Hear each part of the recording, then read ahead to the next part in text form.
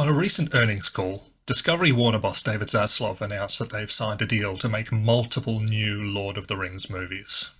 There are only two plausible scenarios here, both of which fill me with dread for different reasons. Scenario 1. They plan to adapt the Lord of the Rings source material written by Tolkien. This would be a terrible idea. We already have what is in my mind the greatest trilogy of movies ever made. Movies that have barely aged a day, made during that transformational moment in the history of cinema when CGI was starting to flex its muscle, but practical effects were still utilised to do the heavy lifting and close camera work. This melding of the practical and the digital resulted in the most outstandingly realised fantasy world ever captured on camera, an achievement that has not been matched since, even by Jackson himself during the Hobbit trilogy. Any new project by Warner will inevitably look pale and cheap in comparison.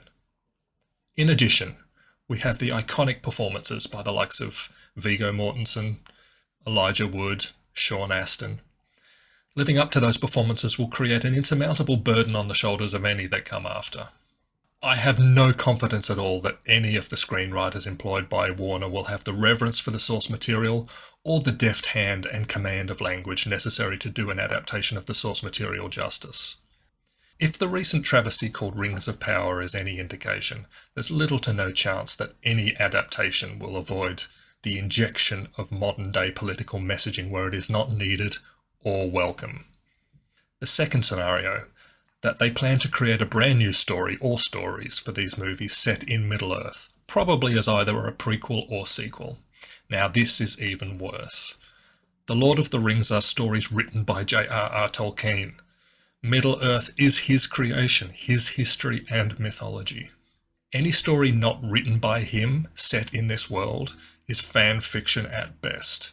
Any attempt to add to, extend, or change his world without his approval is a violation of the worst kind, and he obviously cannot grant his approval and would be extremely unlikely to, even were he alive, given what we know of him.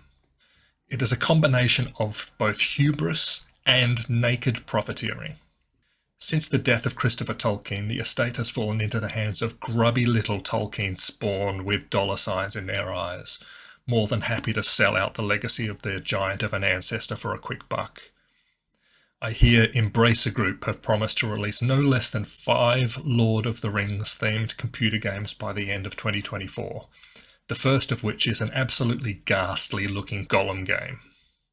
Leave Tolkien alone, you disgusting money-grubbing bastards.